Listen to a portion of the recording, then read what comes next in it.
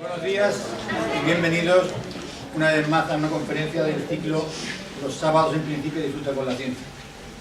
Comenzamos en 2004 estas conferencias y la verdad no pensábamos que tanto tiempo después iba a seguir y con estos llenazos que tenemos siempre. Esta hace la número 83 de estas conferencias y tenemos el placer de presentar a una amiga nuestra que se llama Fina Guitar, profesora de Física y Química en Barcelona, que actualmente trabaja en un CEFIR, en un centro de recursos para todos los profesores, con todos los profesores de Cataluña, más o menos, orientarlos en lo que tienen que hacer. La conocimos hace unos cuantos años en uno de los eventos, de los muchos eventos que participa, que se llama Ciencia en Acción, y luego hemos seguido viéndonos prácticamente en cualquier espectáculo que haya de ciencia, más o menos en España siempre estaba ella colaborando y como veréis es una divulgadora perfecta. El título de la conferencia no puede ser mejor para esta hora, porque Cocina, Química y Cocina, experimentando con el menú. Aquí tenemos prácticamente la comida, no se quedará para todos, pero intentaremos. Os dejo con la Fina para que... Bueno, en primer lugar, muchas gracias al equipo de Principia por haberme invitado. Es verdad que llevamos mucho tiempo coincidiendo en eventos. He oído hablar muchísimo del Museo Principia, pero nunca había estado aquí, ¿no? Entonces la suerte de poder estar aquí es un orgullo para mí. Bueno, vamos a empezar, o sea, el contexto, o sea, la cocina es un buen contexto para hablar de ciencia, para aprender química. En este material que presentamos está organizado en base a un menú y lo que se pretende es que tanto los alumnos como el público en general, a partir de fenómenos culinarios y cosas que estamos acostumbrados unas más, otras menos a hacer en casa, pues podamos interpretarlo y hablar de todo esto con un lenguaje más científico. Entonces, bueno, si en algún momento aquí pues las explicaciones a veces son como un poco más, salen fórmulas, pero no es para que se entiendan, pero un poco para poder introducirnos un poco en el lenguaje de la ciencia con un contexto tan atractivo y tan cotidiano como la ciencia. Se trabaja todo a escala pequeñita, porque evidentemente no se trata de si se hace en el aula o en cualquier sitio llevar aquí grandes cantidades de comida, y además siempre por un tema de consumo, siempre el trabajar a escala pequeña, todo lo que se puede hacer con poca cantidad, pues no es necesario utilizar pues, el margen. El menú está organizado de esta manera. De primer plato hay dos primeros platos, judías, que se llaman verde intenso, y consomé extra sabor. Esto tal vez no es muy apetitoso, pero los postres lo serán más. Y luego tenemos un segundo plato de carne y otro de pescado. Luego hay 4 postres a elegir, gelatina, fresas en su jugo, bizcochos, helada de naranja, y luego al final unos cristales para el café, unas piruletas de cristales para el café. Entonces, vamos a empezar por el primer plato. Bueno, siempre vamos a iniciar con unas preguntas. Por ejemplo, ¿por qué añadimos sal al agua de cocción? Bueno, es evidente que la comida tiene que estar salada, un poco salada, pero ¿por qué se añade? Si miramos la concentración, que quiere decir la proporción de sal que hay respecto al agua antes y después de cocer, es siempre la misma. ¿Es mejor añadir la sal antes o después de la cocción? Bueno, preguntas de este estilo. Como que sois muchísimos, bienvenidos, que nos he dicho. Verte esta sala totalmente llena realmente impresiona. No sé si se podrá hacer muy participativo, pero si alguien en algún momento quiere decir alguna cosa, pues nada, levanta el brazo e interviene. Por ejemplo, ¿creéis que la concentración de sal variará? O sea, la proporción de sal en agua habrá más o menos después de cocer un alimento, una verdura. Parece que sí, ¿no? Que tenga que... Pues en realidad no es la sal sola la que pasa, sino que lo que pasa es que los vegetales, que tienen una estructura porosa, se impregnan de agua y sal, y tanto el agua como el sal queda como introducido. O sea, entra sal, pero también entra agua, con lo cual la proporción no es que cambie. Podríamos hacerlo igual añadiendo la sal al final, poniéndola encima. Y aquí lo que se muestra, que no lo vamos a hacer ahora, son unos aparatos que a lo mejor algún alumno lo habrá visto en clase, que se llaman valoraciones. Podríamos ver cuál es el contenido de cloruro, las sales cloruro de sodio, antes y después, y ver que la concentración es la misma, debido a esta estructura porosa. Entonces, las judías a veces quedan como de un color verde más intenso y otras quedan más como de color marrón, ¿no? Aquí tenemos, luego os podréis acercar y vais a ver mejor lo que hay encima de la mesa, pero también lo podréis ver con imágenes aquí. Lo que pasa es que, bueno, al final hemos puesto un ratito antes un par de judías y el aspecto pues es distinto. Unas de ellas pues, están como de un verde marrón más oscuro y las otras están un verde más brillante. Debe ser esto. Se ven un poco. Las hemos hervido, no había mucho, ¿verdad? Las hemos hervido hace un momento aquí. Entonces, ¿qué ocurre? Bueno, otra cosa que pasa, esto está en la otra diapositiva de explicación, puedo ir adelante y luego ya volveré atrás. ¿Veis después de la imagen? Lo que ocurre es que unas de ellas están hervidas con sal y otras con esto que probablemente habréis visto, el bicarbonato de sodio, que lo utilizamos en la cocina, en otras cosas como medicamento, como antiácido. Si ponemos un poco de bicarbonato en el agua de la cocción, las judías quedan más verdes, verde intenso. Y esto el motivo es porque los vegetales tienen clorofila, y la clorofila tiene esta estructura que veis aquí, hay una estructura complicada, hay un magnesio allí, y el bicarbonato es un poco básico, por esto lo tomamos como antiácido. Entonces, si el medio de la cocción no es básico, no hay bicarbonato, pues entonces esta clorofila se estropea y este magnesio sale fuera y se intercambia por iones, bueno, por protones, y pierde el color, porque cambia la estructura de la clorofila. Y si ponemos el medio básico, impedimos que pase esto, la clorofila no se estropea y los vegetales mantienen el color, lo cual, como mínimo, si ponemos mucho bicarbonato, igual sí que notamos el gusto, pero si ponemos solo una química, quedan como más apetitosos y más bonitos. Más cosas sobre las judías, que hay muchas cosas para decir. También los vegetales tienen unas sustancias que se llaman pectinas, que son las que le dan la consistencia. Una judía, cuando la rompemos, hace un flex, ¿no? Entonces, cuando lo ponemos a hervir, ¿qué pasa? Que se vuelven blanditos. Se vuelven blandos porque estas pectinas se disuelven, pasan al agua y el vegetal queda blando. Pero a veces, aquí no sé si tenéis, ¿sabéis qué es una agua dura? En algunas ciudades, en algunos casos, bueno, tenemos aguas duras, quiere decir que tienen más calcio y más magnesio, que llevan problemas con las lavadoras y tal. Si se cuece en agua dura, este calcio impide que la pectina se disuelva también en el agua. Con lo cual, cuesta más, tendríamos que estar hirviéndolas más tiempo para conseguir que estén blanditas, porque el calcio del agua dificulta este proceso de cocción. Entonces, una explicación, bueno, incluso en algunos restaurantes cocinan la verdura con agua destilada o desionizada, porque si la tenemos blandita en menos tiempo, pierde menos el color. Entonces es todo un proceso que a veces, bueno, buenas y nutritivas están igualmente, pero si sacamos unas judías que estén con un aspecto más, si las tenemos mucho tiempo a hervir, lo cual pasaría con estas aguas duras, pues entonces pierden también el color, ¿vale?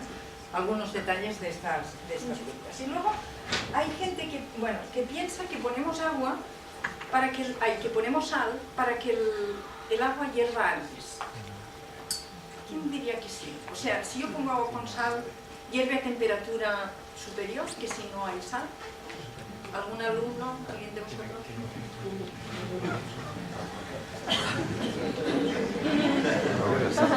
Bueno, si le pusiéramos la cosa estratégica, bien. Pues hierve a temperatura mayor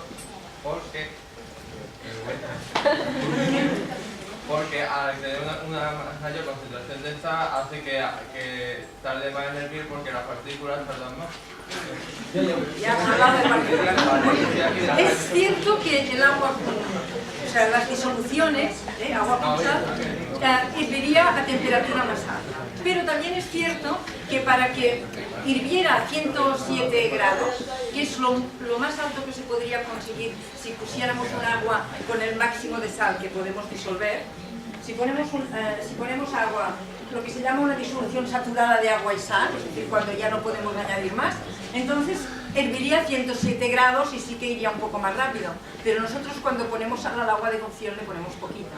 Y esto no es significativamente distinto, entonces el agua continuaría hirviendo agua. Si le ponemos solo 6 gramos por litro, que es lo que se acostumbra a poner, o sea que en realidad la sal que ponemos a las verduras para la cocción no hace que la temperatura de ebullición aumente porque tendríamos que ponerle mucho. ¿Vale? Más cosas. Pasamos al consomé. Y aquí están unos gráficos. Luego tenemos aquí unos aparatos que permiten registrar cómo va variando la temperatura y se ve que si ponemos esta cantidad de sal que se utiliza normalmente, no hay cambio en la temperatura de ebullición. Aquí sí que ha aumentado, pero porque le hemos puesto muchísima sal. Bueno, estas judías estarían tan saladas que no se podrían comer.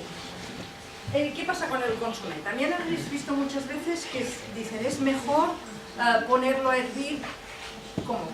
Empezando en frío y luego ir calentando más, o poniendo la sal primero, o poniéndola al final del proceso.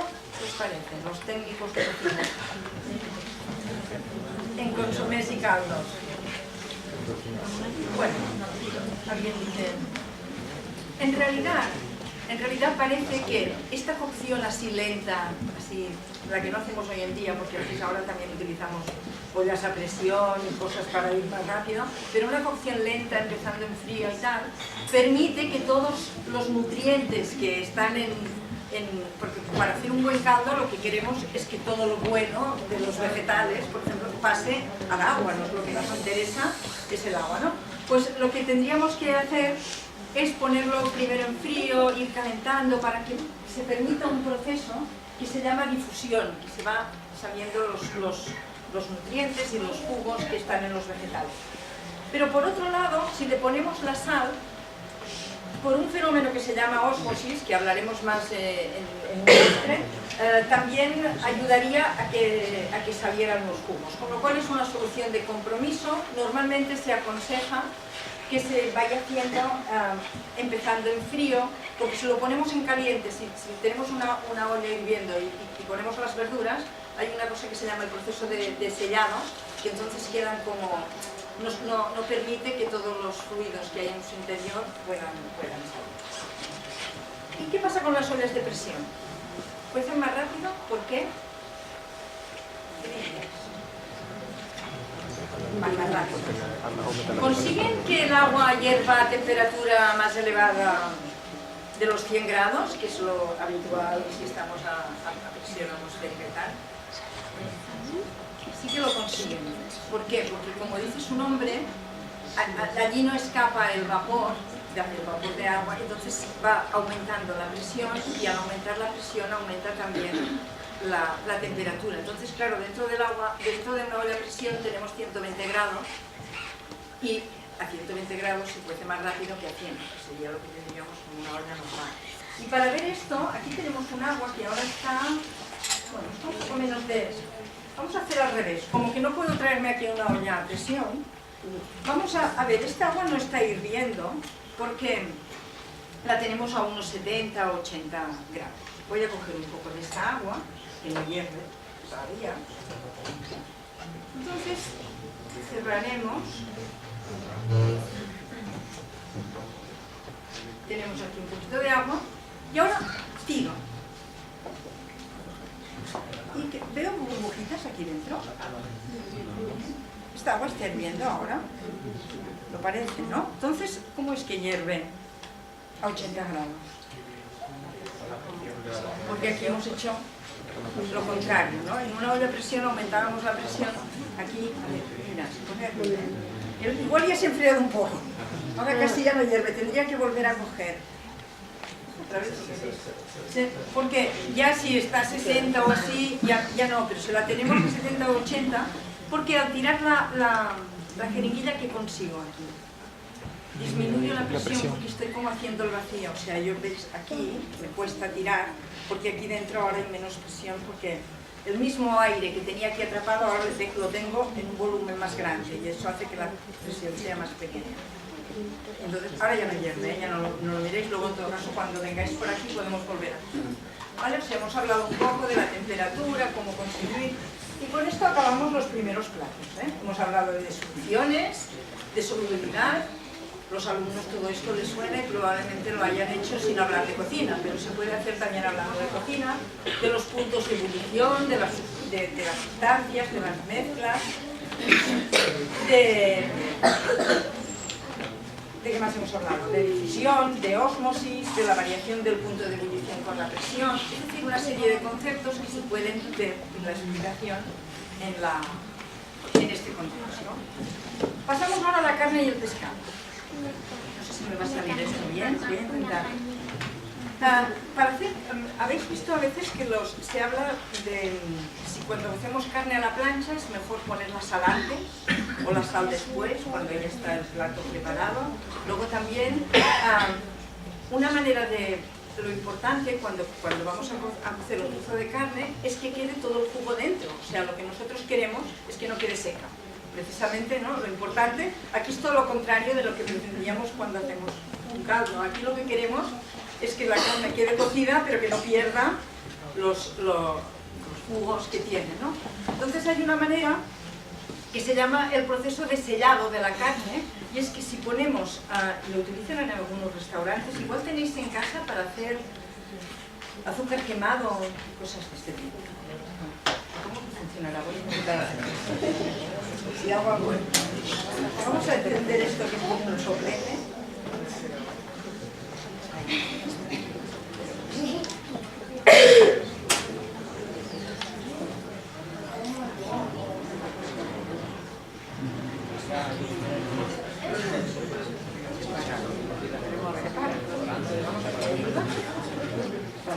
No, era para hacer aquí un sitio.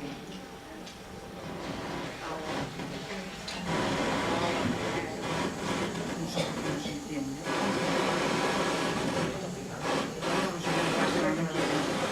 Bueno, no se entiende. Mal. Tenía que haberlo probado y no lo probé. Luego lo hicimos. Bueno, no sé. Era para... En todo caso sigo comentando.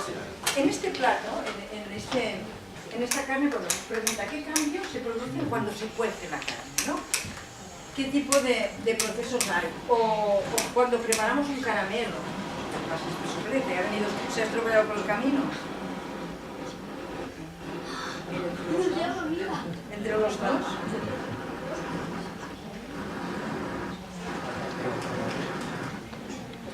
Bueno, ya veis que queda, ahora os lo enseñaré. El caso es que no pierde ningún jugo, o sea, quedará toda dorada, todavía no se ha puesto dorada, y no pierde jugo, con lo cual esta carne queda muy tierna. Entonces, lo que ocurre en la... ¿Veis? Aquí lo tenéis en el dibujo. Tenemos también estos termómetros, porque para tener el cibete alto se apaga, bueno, dejemos esto. Siempre hay algo que no funciona, si mientras solo sea esto... Entonces, lo que ocurre es que hay unas reacciones que tienen lugar, una transformación, no sé si a alguien le sonará, reacciones de Maillard, esto no, a veces se habla de... Son reacciones complejas, pero que lo que hacen es, son las responsables de este color dorado que adquiere la carne. Entonces, en cuanto a la sal, ¿qué os parece que es mejor? ¿La pondremos antes o después? Después. Al final, ¿verdad que sí que dicen mejor al final? ¿Por qué mejor al final? Si la ponemos antes, cuando ya se va a cocer la carne, los jugos del interior salen para disolver la sal que hay fuera. O sea, es un proceso de ósmosis que veremos luego también en las fresas que tenemos aquí. Entonces, ¿qué pasa? Que la carne queda seca.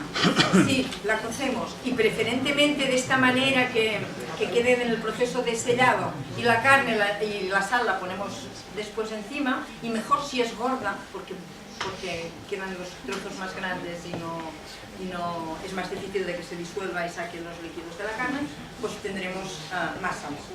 Y muy relacionado con estas reacciones que tienen lugar en la carne, pero a la vez totalmente distintas, son las que tienen lugar cuando hacemos caramelo. Estas son las reacciones de caramelización. Cuando hacemos caramelo, tenemos solamente azúcares. Entonces, cuando tenemos azúcares y lo calentamos, lo que tenemos es este caramelo, que bueno, luego manipularemos si podemos, pero de momento no lo vamos a hacer. Tendríamos que ir removiendo y conseguiríamos este caramelo. que podría tener este aspecto. Y si en lugar de tener solo azúcar, tenemos también, o sea, en la carne hay hidratos de carbono y hay también, ¿qué es lo que tenemos en la carne? Proteínas. Cuando calentamos conjuntamente proteínas y hidratos de carbono, entonces es cuando obtenemos estas reacciones de Maillard, que son las responsables de este color marrón que adquiere la carne. O sea que aquí hablaríamos, luego hay como unos ensayos que hacemos, si esto se hace con alumnos, para poder distinguir entre si es una proteína o un hidrato de carbono. Entonces, podemos hacerlo con carne o bien colocar, por ejemplo, clara de huevo deshidratada, que es proteína, y si calentamos la clara de huevo pasa lo mismo, mezclada con azúcar, pasaría lo mismo que con la carne, porque en la carne hay hidratos de carbono y tal. Y si ponemos azúcar solo, tenemos la carne mediterránea. ¿Alguien sabe un truco para que cuando hacemos caramelo no se queme muy rápido y vaya así como más lento? ¿Qué le echamos? Se echa limón, muy bien. El limón, que es un poco ácido, el azúcar es sacarosa, bueno, es un disacárido, y el limón lo hidroliza y nos da glucosa, bueno, nos da otro tipo de azúcar. Y estos azúcares caramelizan a otra temperatura y nos es más fácil controlar el proceso. O sea que es cierto que el limón, por ser ácido, las gotitas de limón hidrolizan la sacarosa, lo podríamos. Bueno, pasamos a... Estas son las reacciones que os he comentado para identificar proteínas y azúcares, que con el público así en general igual no es tan interesante, pero que está bien a profundizar en este tipo de aspectos si esto se hiciera más en clase con alumnos. Y ahora pasamos al pescado. ¿Qué es marinar? Aquí tenemos pescado marinado con caviar de cola. ¿Qué quiere decir marinar? Marinar, escocer. Dejar algo en remojo mucho tiempo, algún tiempo vamos. En remojo. ¿Remojo qué quiere decir? Agua. Más o menos. Más o menos. A ver, vamos a concretar este remojo. Sí que lo tenemos que remojar, pero no con agua. Sí, es cierto. Yo aquí tengo un pescado que lo he puesto, esto que dices en remojo, pero no tengo agua, sino que tengo aquí. ¿Qué le pongo? Limón. Si le ponemos limón o le ponemos también vinagre, que también es un ácido, las proteínas del pescado o de la carne se desnaturalizan. Y desnaturalizar quiere decir que es una manera, cuando en realidad el proceso de cocción es que las proteínas cambian su estructura. Entonces, es una manera de cocer, pero no con temperatura, sino con ácido. Y el limón es una... Bueno, no sé si alguien es experto, pero bien, lo de remojar, sí, por ahí. No solamente agua, ¿vale? O sea, en realidad tendríamos que ver que estamos acostumbrados a cocer de una manera que es con la temperatura que conseguimos estos cambios en los alimentos, que es que las estructuras de las proteínas pues, se cambien, es lo que se llama desnaturalizar, pero si lo hiciéramos de esta manera, pues también conseguiríamos unos cambios y por tanto un proceso de cocción. Aquí, ¿qué tenemos en este bote? Aquí también hay pescado. ¿Alguien ha visto estos botes alguna vez? A veces los tenemos en casa para guardar cereales, legumbres, porque lo que conseguimos es hacer el vacío, o sea, sacamos aire, como mínimo sacamos parte del aire. ¿Qué pasa? Que si sacamos el aire, cuando luego lo volvemos a abrir, yo ahora aquí he hecho el vacío, voy a hacer un poco más, o sea, sacamos, conseguimos haber sacado el aire de ahí. Entonces aquí tengo una llave. Si de golpe y porrazo si lo abrimos, vuelve a entrar el aire. Y en este proceso pasa que este limón que tenemos aquí se impregna más, o sea, entra. El proceso de marinado es bastante en superficie, pero si lo hacemos al vacío y luego volvemos a romper el vacío, penetra más en toda la carne, en este caso de la carne de pescado. Esto lo utilizan hoy en día, es una técnica que lo utilizan muchos cocineros para cuando quieren hacer, por ejemplo, frutas con licor, ¿sabéis? O sea, frutas embebidas en licor. Pues la manera de que queden más totalmente con licor dentro y más sabrosas es hacer el proceso esto del vacío. Hacemos vacío y luego lo sacamos. con lo cual aceleraríamos el marinado. Otra cosa que tenemos aquí para acompañar este pescado son estas, bueno, ¿por qué se utiliza el limón? Esto ya lo hemos ido contestando. Y luego, eso de las esferificaciones. Aquí le hemos puesto un adorno a este pescado, que son las esferificaciones. Las esferificaciones, que esto sí que es como más novedoso, lo hacen los cocineros, bueno, cada vez es muy fácil de hacer y lo podréis hacer a partir de ahora en casa si queréis, pero es una técnica que consiste en hacer estas pequeñas bolitas, estas esferas, que tienen como una superficie un poco dura, como un gel, y por dentro hay líquido. Entonces cuando están en la boca, pues notas como si se rompieran, ¿no? Y esta textura es agradable. Entonces, para hacer esto no es que haga propaganda de ninguna casa en especial, pero ya venden como unos equipos, pero en realidad con un colador y un gotero o una jeringuilla se pueden hacer. O sea, se venden esto como unos equipos, con estos como unos coladores así especiales, y se utilizan dos productos para hacer una esferificación. Uno de ellos está en lo que llamamos el baño, que es donde... bueno, empezaremos por el que está en el alimento. Uno está en el alimento, que en este caso vamos a hacer las esferificaciones de Coca-Cola. Aquí lo que tenemos es porque no va muy bien hacerlas si el pH es muy ácido. Y también se pueden hacer de vinagre, porque con el pescado es muy bien hacer unas esferificaciones de vinagre de Módena, pero antes lo tendríamos que neutralizar con bicarbonato, y con Coca-Cola es más fácil, y a modo de ejemplo lo hacemos así.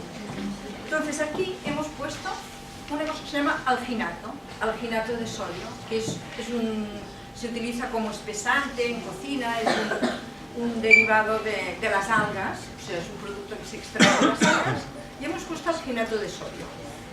Y por otro lado tenemos un baño, bueno, un líquido en el cual hemos disuelto el cloruro de calcio. Por esto pone aquí algin, esto sería el alginato de sodio y cloruro de calcio. Lo que vamos a preparar, estas verdes que veis por aquí son de guisantes, se pueden hacer de guisantes, de muchas cosas. Lo que vamos a hacer son estas que veis aquí de color marrón, que son muy pequeñitas, y por esto se les llama caviar. Y son muy rápidas de hacer porque podemos coger el líquido con una jeringuilla y ir depositando las gotas en el baño. Entonces vamos a preparar estas de aquí. La explicación sería que cuando el alginato que le hemos añadido al alimento, en este caso a la Coca-Cola, que es nuestro sustrato, se pone en contacto con el calcio que hay en el baño, se forma un producto que se llama alginato de calcio, que es un gel, es como un precipitado, y es lo que envuelve la esfera. Si lo dejáramos mucho tiempo, quedaría toda la esfera como una pelota, digamos, así, en plan, toda ella como un gel. Si no lo ponemos mucho tiempo, irán cayendo. Vamos a probar. También, esto hay unas concentraciones adecuadas, que no sé si, bueno, podéis obtener la información, pero aquí lo hemos preparado un poco así rápido. Pero lo único que he hecho es coger Coca-Cola, pero no es Coca-Cola solo, es Coca-Cola con alginato, y ponemos... Con esta jeringuilla pues vamos poniendo gotas. ¿Veis que quedan ya como las esferas por aquí? Vale, pues entonces estas gotitas, lo que las dejamos, bueno, unos segundos, las podemos agitar un poco aquí. ¿Las veis por ahí? Están por ahí como nadando. Entonces, con un colador, es la manera más rápida de separarlas del baño este, donde había el calcio. Las filtraremos.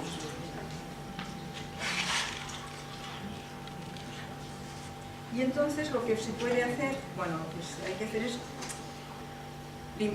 lavarlas con agua destilada para que se pare la reacción, porque aquí todavía queda un poco de calcio del baño. Entonces las pasamos agua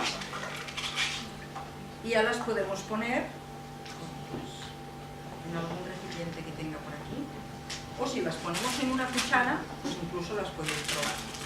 Luego podéis ver, las voy a dejar aquí en la cucharita y luego podéis probarlas. Bueno, ahora no quieren salir.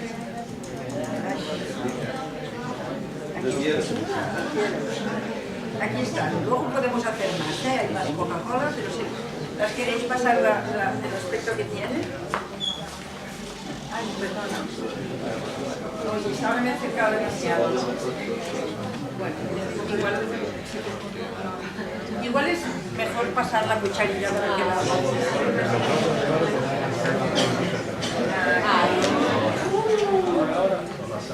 Bueno, ya ves que esto es muy rápido.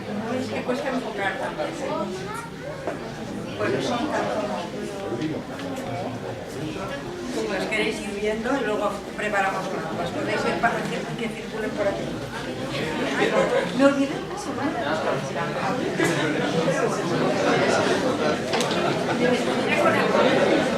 Bueno, este pescado es como explicado, hacerlas es así de fácil, explicarlas desde el punto de vista científico, pues es hablar de reacciones químicas, que es esto que muchas veces no nos gusta.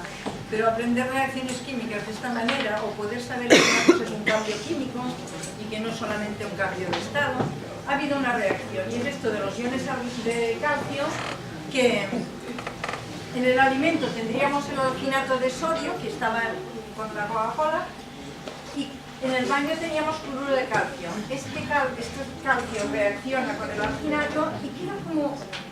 Este gel tiene una estructura como si fueran cajas de huevos. Diríamos que los iones calcio quedan por el medio de las estructuras del alginato y queda este precipitado de alginato de calcio, que es el nitrógeno. Y luego hay una cosa que aquí no vamos a hacer, pero se puede hacer muy fácilmente, una cosa que se llama esferificación inversa, que es hacerla con yogur o un derivado lácteo. El yogur lleva calcio. Ya tenemos el calcio, o sea, lo hacemos al revés. El calcio lo tenemos en el alimento. Preparamos un baño de alginato y ponemos gotitas de yogur. Pasa lo mismo, se encuentran el calcio y el alginato y se forman estas esferas de yogur. En este caso el alimento tendría el calcio y el baño tendría el alginato. Y nosotros lo hemos hecho de la alginato. Es un proceso muy así atractivo. En estos segundos platos hemos hablado de las reacciones de Maillard, que son cambios químicos, de estas reacciones de caramelización de los azúcares, o sea, no es lo mismo calentar un azúcar que calentar proteína mezclada con azúcar, son procesos distintos. Hemos hablado también de... Bueno, no lo hemos dicho porque... Luego también se podría complementar esta parte haciendo unas reacciones de identificación de azúcares. Cuando hacemos el caramelo, estos hemos dicho que la sacarosa se quema antes, que si le ponemos limón quedaría más controlado, es porque podríamos distinguir entre la sacarosa y la glucosa, etc. Hemos hablado de desnaturalización de proteínas, de pH, de reacciones de precipitación, etc. Y pasamos a los postres. Entonces, en los postres tenemos igual, ¿no? Algunos son así rapiditos, no os pongáis nerviosos, pero yo creo que podemos hacer los postres con lo que quieran. Vamos a ver, esto es lo que más gusta. ¿Qué os gusta más? ¿Por dónde empezamos? Parece que empezamos por las gelatinas. ¿Qué tal la gelatina de piña? ¿A quién le gusta? Bien. Bueno, ya sé lo que tenía que decir. Aquí hemos preparado, bueno, ¿os habéis fijado que no todas las gelatinas son iguales? Solamente, si miramos en la etiqueta de los productos, bueno, venden muchos, por ejemplo, esto es una de... Estas las habéis usado, estas que están en láminas. Luego otras son como polvos. Bueno, si alguien es observador o le interesa el tema, verá que algunas son proteicas, o sea, son a base de proteína, y otras a base de polisacáridos, de azúcares. Que incluso en algunos de los sobres pone que esta gelatina, esta en concreto, no se puede utilizar para hacer una gelatina de piña.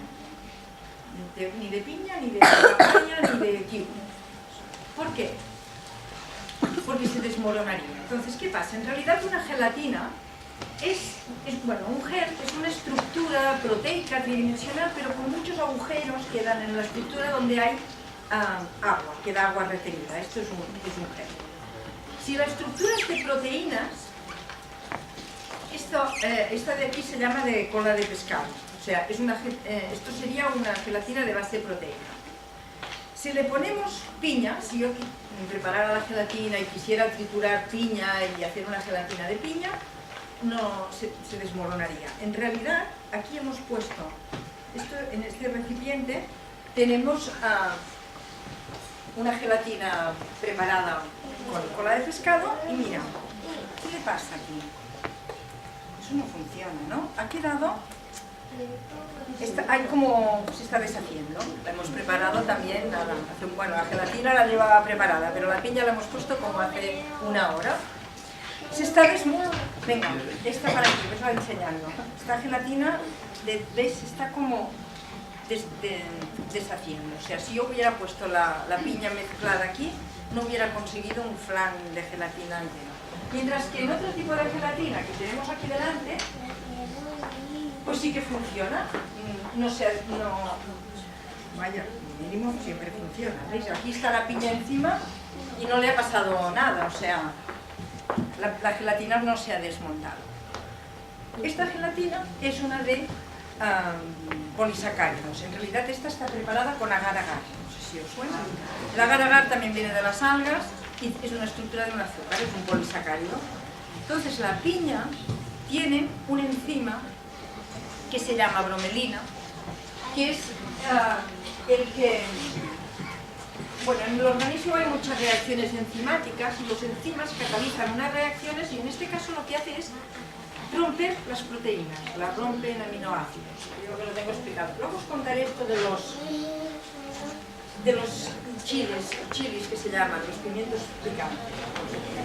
Bueno, el caso es que si nosotros ponemos piña o papaya o kiwi, tienen unos enzimas que rompen la estructura proteica. Entonces, por esto yo no puedo poner una gelatina de proteína con estas frutas. Mientras que en las demás, aquí están la manera de prepararlas, la de cola de pescado, sería esta de las láminas y la otra es de la... Entonces, tienen estos enzimas que rompen las proteínas. Pero si a esta gelatina de piña le pusiéramos un poquito de, bueno, no sé el sabor, yo no lo he probado, pero si le pusiéramos, por ejemplo, yo tuviera aquí un poco de lo que se llama chili o chile, que son estos pimientos picantes, entonces estos tienen unas sustancias que tienen esta estructura, que son capsaicinoides, y lo que ocurre es que inhiben la acción de esta enzima, con lo cual, si le ponemos el chili, sí que funcionaría la gelatina, porque la acción de la enzima se vería neutralizado. Se utilizan mucho por ejemplo, fijaros que para que la carne quede blanda, también muchas veces se le pone zumo de piña. O sea, en algunas carnicerías se inyectan la carne con zumo de piña porque la piña lo que hace es romper las estructuras de colágeno y de proteicas de la carne, con lo cual cuando la coces queda más blanda, porque está como un poco ya desnaturalizada. O sea que este es uno de los usos. Bueno, la gelatina de piña estaba buena, pero de momento... O sea, ¿qué se pediría que hicieran los alumnos? Pues que probaran, o sea, estos experimentos así complementarios serían para que vosotros o los alumnos en clase puedan diseñar experimentos y probarlo para ver qué diferencias hay según si lo hacemos de una manera o de otra. Bueno, lo de los chilis era esto. Hemos hablado pues de la estructura de los geles, que son unos sistemas dispersos. En realidad hay cosas que son disoluciones, pero hay otras que son las espumas, son sistemas dispersos y que hay muchos en el mundo de la cocina, y por lo tanto también es interesante conocer. Hemos hablado de enzimas, de reacciones enzimáticas y también podríamos hacer aquí reacciones de identificación de proteína, ver cómo la gelatina de piña pues sí que da una reacción positiva a un reactivo que se llama de Biolate, porque es de proteína, y cómo los azúcares dan positivo a otras. Pasamos a las fresas. Estas fresas también las hemos preparado hace unos días. Inicialmente, hemos puesto azúcar, hemos puesto azúcar y vamos a ver si se ve el azúcar ahora o ya casi no se ve. Sí que se ve un poco. Estas son las fresas tal cual. Y aquí pues se mantienen igual que las hemos cortado hace poco tiempo. Pero aquí, a ver, tú mismo. Esto necesita un poco más de tiempo que han estado aquí. Pero el azúcar es como si, bueno, hemos puesto mucho, es como si fuera desapareciendo, que no es que desaparezca. Y además aparece como un juguito, por eso se llaman fresas en su jugo. ¿Por qué cuando se añade azúcar aparece este jugo? ¿Y cómo es que el azúcar desaparece? ¿Qué explicación le daríamos? Hemos hablado un poco de este fenómeno ya. La ósmosis, ¿no? La ósmosis otra vez. La fresa es ácida, ¿no? Ácida. Bueno, no vamos a pH, pero la fresa es ácida. ¿Qué otras cosas me Sale el jugo para contrarrestar la ósmosis. Mira, hay un fenómeno que tiene una presencia muy importante en la cocina, que es, como os he dicho, de la ósmosis.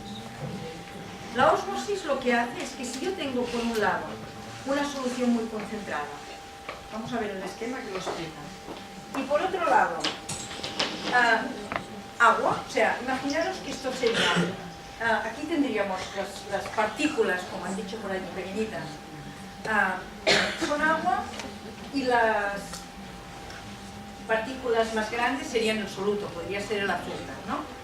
Lo que ocurre es que cuando tenemos esto, el agua pasa, y tenemos una separación, una membrana, como podría ser la membrana de las células de los vegetales aquí, el agua pasa de manera que la parte más concentrada se va diluyendo, o sea, se igualarían las concentraciones, o sea, el agua va a diluir. Y aquí lo que ha hecho el agua, el jugo que hay dentro de la fruta, sale para diluir el azúcar que había.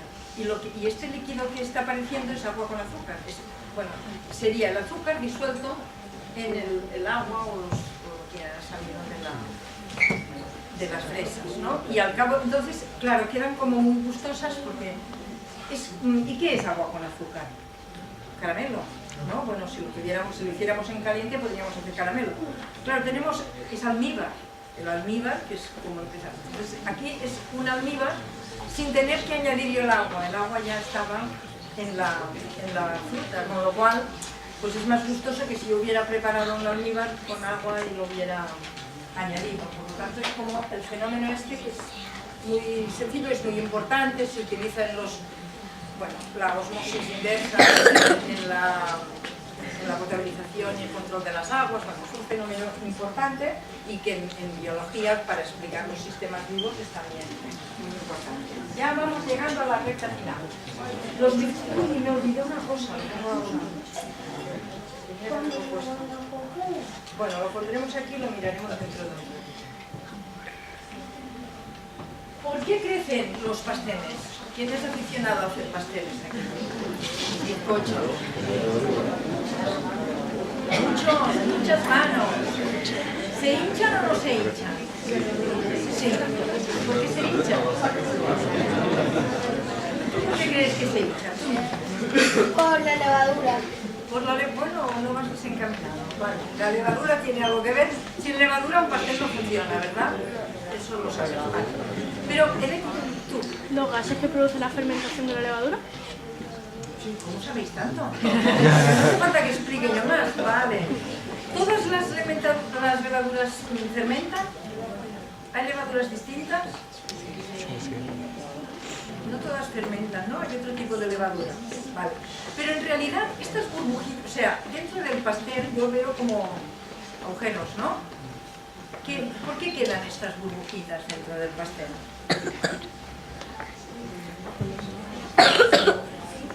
¿Por el calor? Pues el calor tiene que ver, porque si no lo ponemos en el horno, más mal. Por eso yo aquí los he puesto ahora en agua caliente.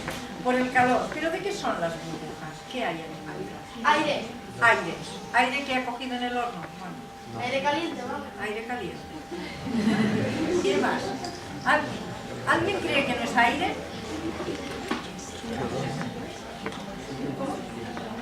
Por la clara del huevo. Tiene que ver también, porque la clara de huevo, una clara montada, en realidad lleva aire. O sea, cuando agitamos así, lo que estamos haciendo es disolver, digamos, aire dentro de la estructura de la clara. En parte sí que puede haber cogido aire si le hemos puesto una clara montada, es cierto, pero hay un gas que se forma cuando yo añado estas levaduras. ¿Alguien sabe qué gas es? CO2, muy bien. El dióxido de carbono, el tan famoso dióxido de carbono, se forma si yo le añado, por ejemplo, aquí tenemos, yo lo que he preparado son unas magdalenas que, bueno, son muy pequeñitas, estas las llevo ya. ¿Sabéis estos aparatos que hay hoy en día para hacer magdalenas? Pues en lugar del horno. Y una está muy hinchada y las otras dos más medio. En realidad he preparado la masa igual. La masa está preparada de la misma manera, con una con la harina, con el azúcar. ¿Qué más le ponemos? A veces le ponemos un poco de crema de leche o clara de... Bueno, pues dejamos ahí. Bueno, pues lo que pasa aquí pues sería... ¿Qué contiene? Hay 3 tipos de levadura, pasamos un poco rápido por aquí. ¿Podemos poner esta? ¿Suena esta? Sí. Esto es lo que se llama la levadura fresca. Esta sería... Esta de aquí pone fermento panadero seco. Esto sería como lo mismo que esto, pero deshidratado. Entonces, esta levadura, que en realidad es de origen biológico, que tiene microorganismos, lo que hace es fermentar el azúcar. Y en la fermentación alcohólica de los azúcares se forma CO2. Y este CO2 en caliente en el horno, porque si no... No es un proceso que a temperatura ambiente es muy lento. En el horno en caliente se va produciendo la descomposición de la fermentación del azúcar y bueno, aquí tenéis el aspecto. Y entonces hay otra levadura que es la levadura química. La levadura que se llama química, ¿alguien sabe qué es? Contiene... Bueno, a ver un momento, vamos a aclarar, todo es químico, ¿eh? Que sea química no quiere ser... Hasta ahora hemos estado hablando de química y no era... O sea, entendemos a veces por químico lo que hemos preparado artificialmente, pero que los productos están tanto en lo natural como en lo artificial y bueno, y estamos precisamente viendo esta mirada. Pero en realidad la que llamamos química es porque no en este caso no viene de ningún microorganismo, es una mezcla de el bicarbonato con una cosa que se llama cremor tártaro o ácido tartárico, luego veréis las fórmulas. Cuando pongo bicarbonato con un ácido débil, también se produce una reacción en la que se forma CO2. O sea, tanto la levadura química como la que es de fermento, lo que ocurre es que se nos forma igualmente el CO2 que es el responsable de que se hinchen los pasteles junto con el aire, también no estaba mal la respuesta, pero no solamente aire, cuando lo ponemos al horno se genera este CO2 y es el que hace que la masa expanda más. Y aquí esto igual lo tenemos que mirar más tarde, no sé si ya lleva un ratito. He puesto en cada una de estas jeringas he puesto un poco de masa de las 3, una contiene la levadura seca, la otra el fresco y la otra la que llamamos la química, que es la mezcla esta del bicarbonato y entonces lo que se puede hacer, como que esto está cerrado, podríamos ir midiendo el volumen de gas que se forma y podríamos ver si una levadura es más eficaz o no. Dentro de un rato habrá volúmenes distintos. Si es que funciona, porque la verdad es que estas levaduras, estas mezclas vienen ya preparadas de ayer y han estado viajando, pero que, y a lo mejor también pierden un poco la química, ¿no? Pero tendríamos que ver esto. Entonces, ¿cuál diríais que hemos hecho con la química, con la tal y de las 3? ¿Cuál es la que crece más? La fresca. Precisamente en la fresca, que es la que se utiliza mucho para el pan, es esta de aquí. Tiene muy buen aspecto, pero no ha crecido tanto como esta, la que genera más dióxido de carbono. Bueno, yo las he puesto todas en la misma proporción, también depende, pero poniendo la misma proporción que indican en los sobres, en la que crece más rápido y así más, que muchas veces crecen demasiado y luego se deshinchan de golpe, porque se libera muy rápido el CO2, se hacen como huecos de burbujas muy grandes que luego a veces vuelven a bajar. Esta sería la que está formada por el tartrato, los ácidos el hidrógeno tartar de potasio y el fosfato de calcio, que son ácidos débiles que con el bicarbonato forman este CO2. Y también es más lento. El proceso, no sé si alguien ha observado, crecen mucho más rápido con esta que llamamos química que las otras, que son más lentas. Pero por otro lado, si ponemos mucho, puede tener un poco de sabor a sal. A veces los pasteles o las magdalenas tienen un poco sabor a sal, y esto es porque se ha utilizado estas sales como el bicarbonato. Con las demás esto no pasaría. Con lo cual, a partir de los pasteles podemos experimentar mucho. Y ahora nos quedan los helados. Son como el... Y bueno, la intención era que hubieran algunos precios, no es el día mejor para helado, pero esto en verano hubiese tenido mucho más éxito. Bueno, aquí están las explicaciones. Y vemos con todas las levaduras, pues vemos esta reacción de los ácidos con carbonatos, que los alumnos... O sea, vamos entrando en el lenguaje y en las reacciones químicas a través de este menú. Hablamos de fermentación alcohólica y también de estos sistemas dispersos, porque en realidad un bizcocho es un sistema en el que es una espuma en la cual las burbujitas son el aire o el CO2 que hay. Y ahora, ¿cómo podríamos hacer un helado sin congelador? ¿Qué os parece? ¿Domináis el tema de los helados? Si yo lo pongo en... ¿Cómo haríamos? No tenemos nevera ni congelador y vamos a intentar hacer helado y hemos hecho. ¿Qué podemos hacer? Venga, tú sabes mucho, ¿eh? Es que yo vi que era coger una bolsa, echar un zumo o lo que sea, cerrarla, meterla dentro de otra bolsa con hielo y sal y amasarlo durante 10 minutos. Ya me lo he desmontado todo. Sí, lo sé. Muy bien. Así lo podríamos hacer perfectamente, porque has dicho una palabra clave, clave en todo el proceso. ¿Cuál es? Hielo. Vale. También es clave el hielo. Todo es clave, pero quiero decir, si lo pusiéramos solo con hielo, ¿qué? ¿Qué pasaría? Si todo fuera igual y lo pusiéramos con hielo, ¿qué pasaría? Que no se sanaría la comida, que no se sanaría el helado, vamos. No la ponemos para salar aquí, a ver. Allí arriba, por aquí, dime. Que se convertirá en un polo directamente. Pues sí, polos. He dicho helado, pero son polos, ¿eh? ¿Con hielo se convertiría en un polo? Sí. Bueno, vale. Por aquí me has levantado la mano. Dime.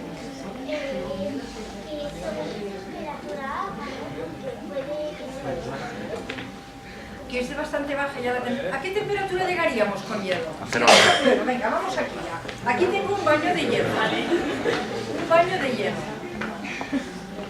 ¿Qué temperatura debo tener yo aquí dentro? Y luego aquí he puesto un tubo con agua y otro en el que he puesto zumo de naranja. Lo hubiese podido poner también, porque un helado lleva algo más que agua.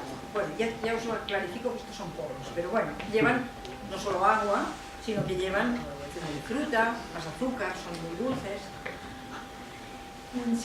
Si pongo solamente hielo, ¿a qué temperatura puede llegar? 0 grados. A 0. ¿Quién dice 0?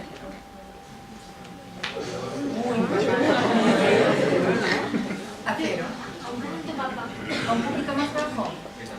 Esto no se puede ver en la pantalla, pero luego podéis ver, ya nos pusaremos con los gráficos. Aquí hemos puesto esto negro que veis aquí, son unos sensores que lo que nos están haciendo es detectar la temperatura, y yo podría incluso ponerlo en un formato de gráfico y haber estado viendo cómo evoluciona esta temperatura con el tiempo.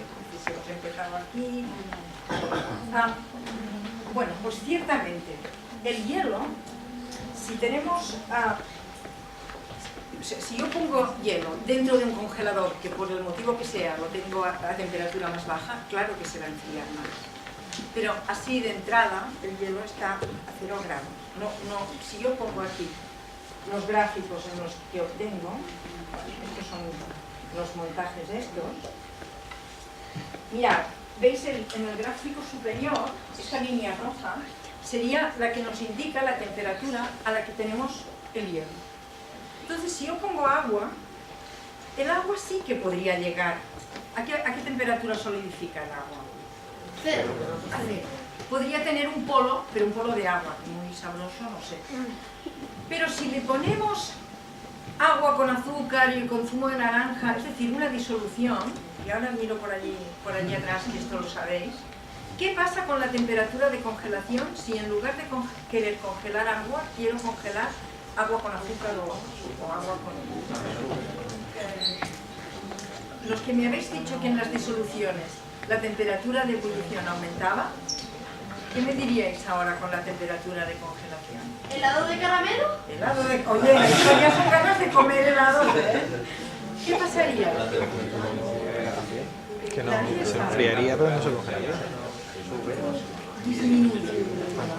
Yo para congelar agua con azúcar no me basta con 0 grados. Entonces, fijaros en este gráfico, o sea, que aquí si ponemos, que luego podéis venir a verlo, pero es difícil ver la pantalla. Si pongo agua, vamos a sacarlo a ver qué ha pasado aquí, porque me lo puede desmontar todo. Aquí tenía agua,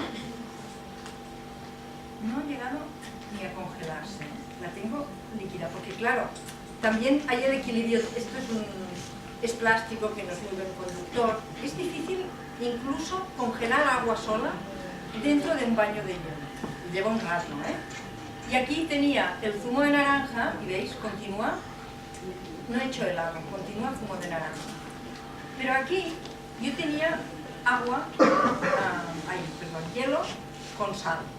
Mirad esto ya tiene otra pinta, aquí tengo un helado, tengo un polvo. Porque la temperatura, cuando yo pongo una mezcla de agua con sal, si miráis este gráfico, que sería lo que veríamos allí, esto es el cero, ¿eh? Esta raya de aquí horizontal. Mirad la roja por donde va. Por menos, poniendo la proporción idónea de agua y sal, que es un 22, ahí que manía con el agua, de hielo y sal, que es un 20 y pico % de sal en una mezcla de hielo, llegamos hasta menos 21 grados. Imaginaros, si hoy ya tenéis frío, con no sé cuántos grados ahí fuera, aquí dentro tenemos menos 21 grados. Claro, esto sí que congela no solamente el agua, que también he puesto aquí agua, ¿no? Estará también congelada, sino que nos ha congelado pues agua con azúcar, o estos son zumo de naranja con un poco más de azúcar para que os esté más de dentro de un ratito, si lo tocáis así, se podrá sacar y los que hay aquí preparados incluso los podréis probar. Este lo dejamos fuera. O sea, el caso está en que es muy interesante porque antes, en aquellas máquinas, en aquellas heladoras, lo que si no es con una mezcla de agua y sal, yo no puedo bajar la temperatura de 0 grados, con lo cual no podría congelar cosas que tienen un punto de congelación más bajo. ¿Sí? Me parece que aquí tenemos, bueno, estos son como unas gráficas en las que se ve que el agua, en realidad el agua, si ponemos agua en un baño de hielo y sal, va bajando la temperatura, llega un poquito más abajo de 0, llega hasta -4, luego sube, es la línea roja y se congela, porque en realidad si no la tocamos es como lo que se llama un equilibrio metastable, que la temperatura baja hasta -4 y luego sube a 0 y el agua nos queda a 0 grados. Claro, evidentemente irá bajando la temperatura porque si yo la tengo en un baño a -20, pues hasta que se alcance el equilibrio térmico la temperatura también irá bajando. Bueno, en realidad esto ya es todo el menú. Hemos hablado aquí otra vez de congelación, que es un cambio de estado, de mezclas, de disoluciones, y como que el año anterior era el año de la cristalografía, pues se pensó en hacer un detalle para este menú, que era hacer como unas piruletas, unos cristales de azúcar. Y aquí tengo la muestra. Bueno, aquí son bonitas. Esto lo podéis hacer muy fácilmente, con un poco de café. El azúcar cristaliza, esto es simplemente azúcar de mesa, sacarosa.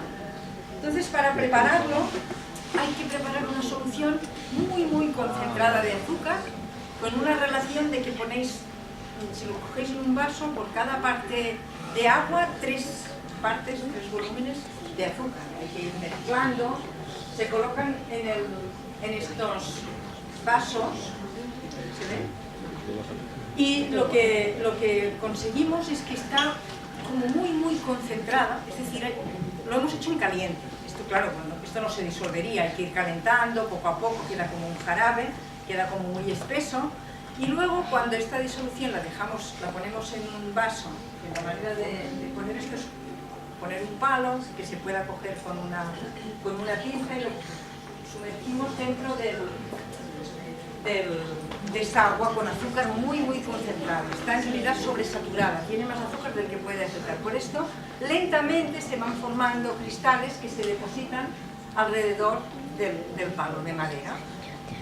Y hay que cada día ir cambiando otra vez, porque también se forman cristales por el borde, hay que volver a ponerlo a otro vaso para que en realidad vayan creciendo los cristales que nos interesa, que son los que hay en el adheridos al palo.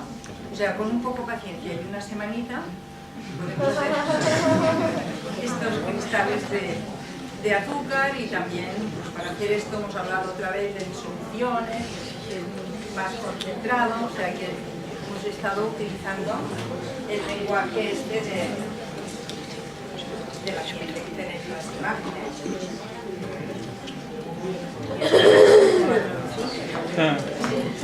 Y una cosa que tenía que hacer al principio era poner el gorro. La vaca y el gorro quiere decir, pues esto, cocina y ciencia, ¿no? Entonces, lo que podemos hacer ahora, sé que igual me alargo un poquito. Si venís por aquí, alrededor de la mesa, podemos hacer alguna especificación más, veis más de cerca las gelatinas y podéis manipular un poquito los que tengáis más interés. Y si hay alguna pregunta, si os aparece algo. Yo tengo una pregunta. En la carretera, cuando hay nieve, se le echa sal y sin embargo el agua se derrite, no se congela. Y sin embargo ahí se congela. Y tengo un lío con eso. Tengo un lío, es que cuesta mucho. Bueno, no, que la explicación no es fácil, ¿eh? En realidad lo que pasa cuando le ponemos, claro,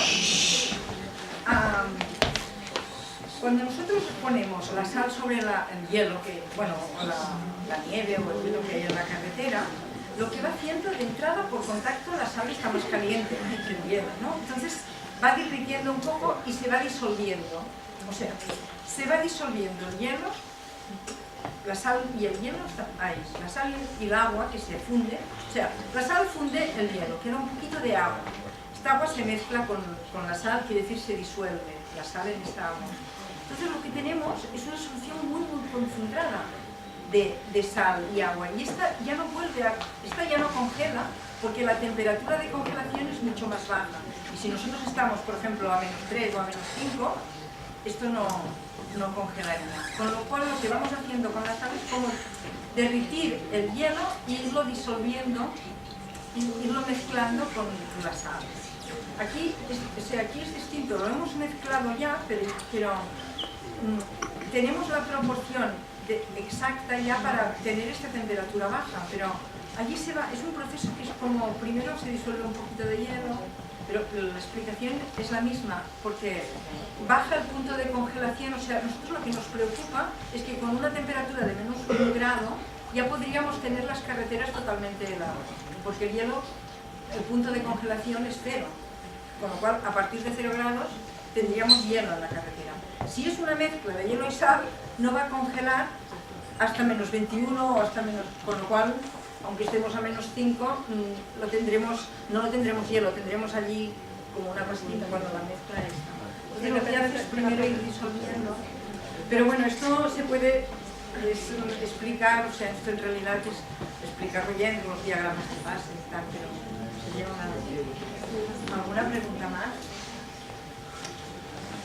¿O queréis venir os queréis acercar un poquito?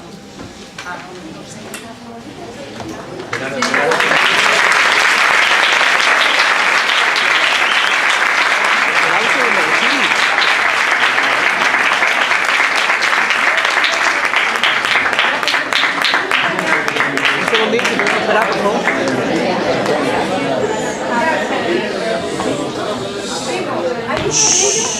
Hay uno de ellos que está más hinchado. ¿Veis que este Pero comparemos estos dos. Aquí hay un volumen de gas, aquí hay menos, ¿vale? Yo he puesto aquí LQ y aquí LS, por ejemplo. LQ es levadura química, LS levadura seca y LF levadura fresca. O sea, hemos visto que ya ha formado la misma cantidad de levadura, bueno, la misma cantidad de masa, porque yo lo que he puesto aquí es esta masa que ya contiene la levadura en la proporción. Al ponerlo en caliente, estoy simulando aquí el horno está mucho más caliente, aquí esto lo tenemos como en agua hirviendo más o menos. En el mismo tiempo ya se ha formado más gas, es decir, se ha formado más dióxido de carbono. Por esto, la levadura esta química es la que hincha más y es como más rápida.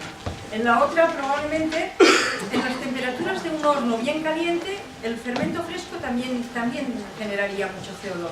Pero, por ejemplo, estas máquinas de hacer magdalenas y esto, que no alcanzan temperaturas muy altas, se ve mucha diferencia con la levadura química, porque se hincha mucho más que con la otra, porque requeriría para formar más CO2 la temperatura de un horno fuerte. Yo no sé cómo funciona, porque les he dicho que vinieran, pero no sé cómo funciona. Venir aquí todos no lo sé. No sé, igual nada. O nos podemos ir acercando, repetir si queréis algo más especificaciones. Yo creo que eso, las técnicas las habéis visto, ya podéis practicar en casa algunos, si queréis unos ejemplos, pero segurito que todos no, claro, no es esto, de interés o no sé. Bueno, yo creo que Fina se merece un buen...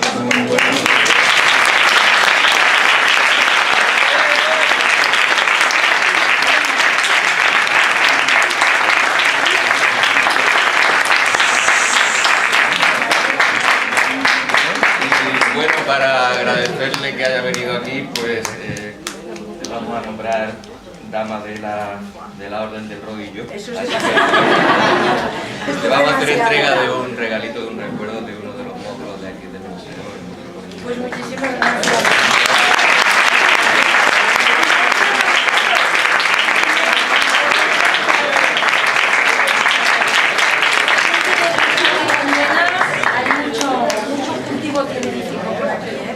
Sábado por la mañana, toda esta sala.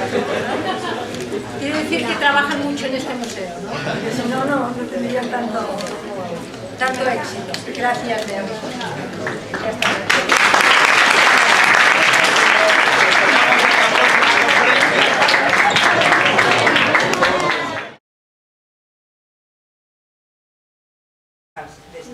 Y luego hay gente que piensa que ponemos agua que ponemos sal para que el agua hierva antes. ¿Quién diría que sí? O sea, si yo pongo agua con sal, ¿hierve a temperatura superior que si no hay sal? ¿Algún alumno? ¿Alguien de vosotros?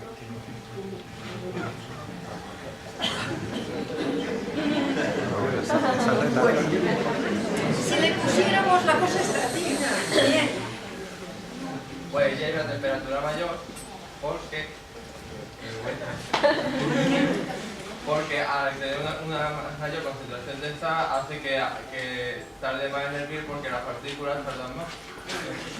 Ya has hablado de partículas. Es cierto que el agua, o sea, las disoluciones, agua con sal, herviría a temperatura más alta. Pero también es cierto que para que hirviera a 107 grados, que es lo más alto que se podría conseguir si pusiéramos un agua con el máximo de sal que podemos disolver, si ponemos agua, lo que se llama una disolución saturada de agua y sal, es decir, cuando ya no podemos añadir más, entonces herviría a 107 grados y sí que iría un poco más rápido.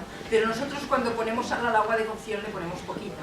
Y esto no es significativamente distinto, entonces el agua continuaría hirviendo agua. Si le ponemos solo 6 gramos por litro, que es lo que se acostumbra a poner, o sea que en realidad la sal que ponemos a las verduras para la cocción no hace que la temperatura de ebullición aumente porque tendríamos que ponerle mucho.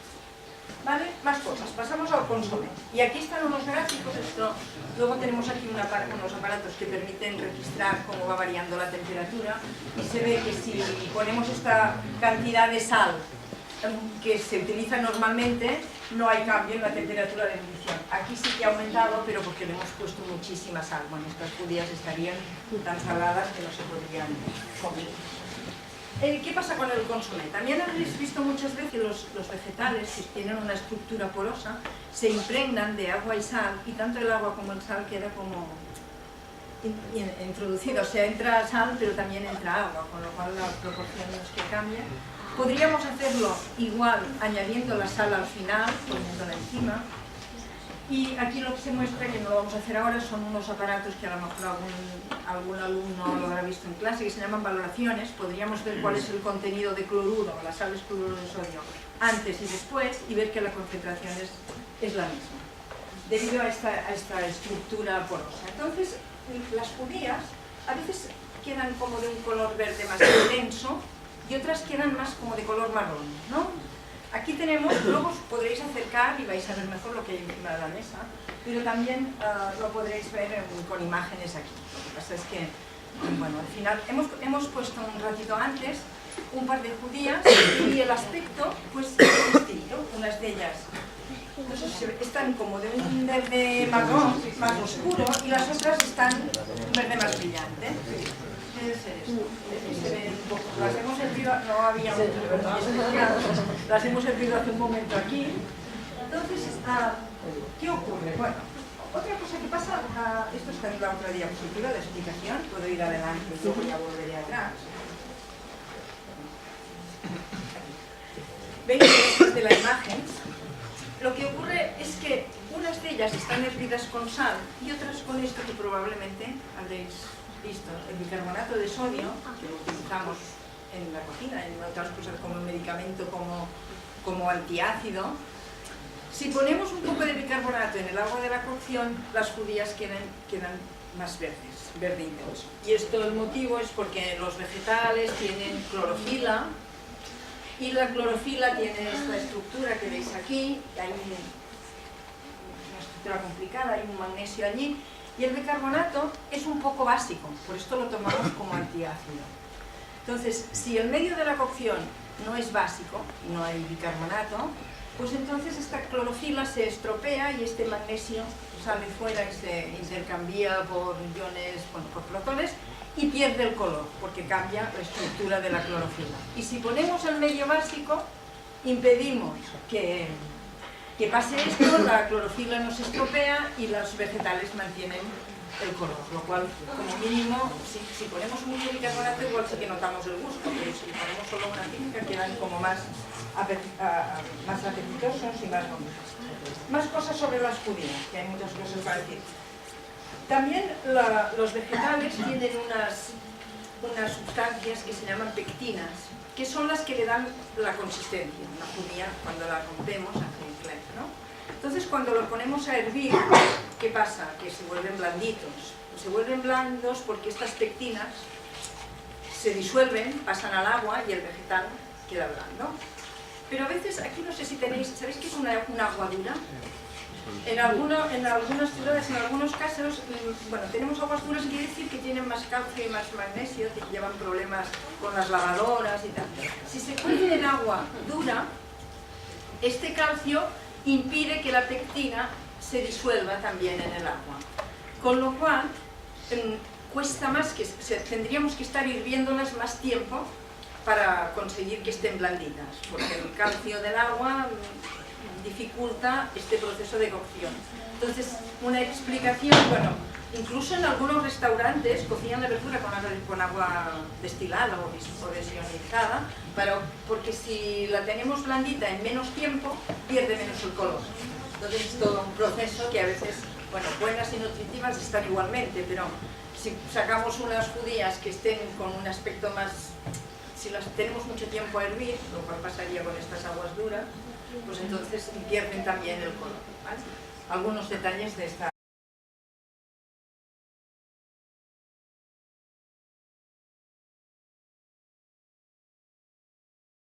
Buenos días y bienvenidos una vez más a una conferencia del ciclo Los sábados en principio disfruta con la ciencia. Comenzamos en 2004 estas conferencias y la verdad no pensábamos que tanto tiempo después se iba a seguir y con estos llenazos que tenemos siempre. Esta hace la número 83 de estas conferencias y tenemos el placer de presentar a una amiga nuestra que se llama Fina Aguilar, profesora de Física y Química en Barcelona, que actualmente trabaja en un CEFIR, en un centro de recursos para todos los profesores, con todos los profesores de Cataluña, más o menos, orientarlos en lo que tienen que hacer. La conocimos hace unos cuantos años en uno de los eventos, de los muchos eventos que participa, que se llama Ciencia en Acción, y luego hemos seguido viéndonos prácticamente en cualquier espectáculo que haya de ciencia, más o menos en España siempre estaba ella colaborando y, como veréis, es una divulgadora perfecta. El título de la conferencia no puede ser mejor para esta hora, por Cocina, Química y Cocina, experimentando con el menú. Aquí tenemos prácticamente la comida, no se queda para todo, pero intentaremos. Os dejo con la Fina para que... Bueno, en primer lugar, muchas gracias al equipo de Principia por haberme invitado. Es verdad que llevamos mucho tiempo coincidiendo en eventos. He oído hablar muchísimo del Museo Principia, pero nunca había estado aquí, ¿no? Entonces la suerte de poder estar aquí es un orgullo para mí. Bueno, vamos a empezar, o sea, el contexto, o sea, la cocina es un buen contexto para hablar de ciencia, para aprender química. En este material que presentamos está organizado en base a un menú, y lo que se pretende es que tanto los alumnos como el público en general, a partir de fenómenos culinarios y cosas que estamos acostumbrados, unas más, otras menos, a hacer en casa, pues podamos interpretarlo y hablar de todo esto con un lenguaje más científico. Entonces, bueno, si en algún momento aquí, pues las explicaciones a veces son como un poco más, salen fórmulas, pero no es para que se entiendan, pero un poco para poder introducirnos un poco en el lenguaje de la ciencia con un contexto tan atractivo y tan cotidiano como la ciencia. Se trabaja todo a escala pequeñita, porque evidentemente no se trata de si se hace en el aula o en cualquier sitio, llevan aquí grandes cantidades de comida, y además siempre por un tema de consumo, siempre el trabajar a escala pequeña, todo lo que se puede hacer con poca cantidad, pues no es necesario utilizar el margen. El menú está organizado de esta manera. De primer plato hay dos primeros platos, judías, que se llaman verde intenso, y consomé extra sabor. Esto tal vez no es muy apetitoso, pero los postres lo serán más. Y luego tenemos un segundo plato de carne y otro de pescado. Luego hay 4 postres a elegir: gelatina, fresas en su jugo, bizcochos, helado de naranja, y luego al final unos cristales para el café, unas piruletas de cristales para el café. Entonces, vamos a empezar por el primer plato. Bueno, siempre vamos a iniciar con unas preguntas. Por ejemplo, ¿por qué añadimos sal al agua de cocción? Bueno, es evidente que la comida tiene que estar salada, un poco salada, pero ¿por qué se añade? Si miramos la concentración, que quiere decir la proporción de sal que hay respecto al agua antes y después de cocer, es siempre la misma. ¿Es mejor añadir la sal antes o después de la cocción? Bueno, preguntas de este estilo. Como que sois muchísimos, bienvenidos, que nos he dicho. Verte esta sala totalmente llena realmente impresiona. No sé si se podrá hacer muy participativo, pero si alguien en algún momento quiere decir alguna cosa, pues levanta el brazo y interviene. Por ejemplo, ¿creéis que la concentración de sal variará? O sea, la proporción de sal en agua habrá más o menos después de cocer un alimento, una verdura. Parece que sí, ¿no? Que tenga que... Pues en realidad no es la sal sola la que pasa, sino que lo que pasa es